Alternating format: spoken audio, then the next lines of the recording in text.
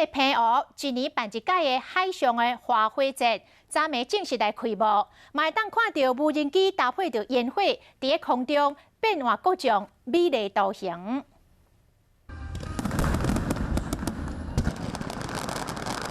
美丽灿烂的烟火宣告平湖国际海上花火节再度登场。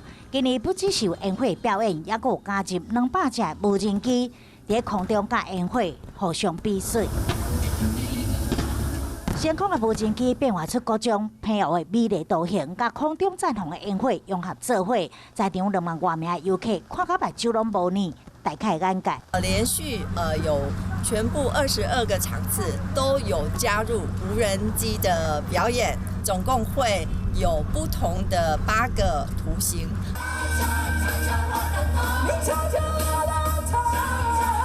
有热烈的演唱会，也有小朋友上爱跳到活动店区，加上科技水幕表演，用声光的效果打造出一个浪漫的暗暝。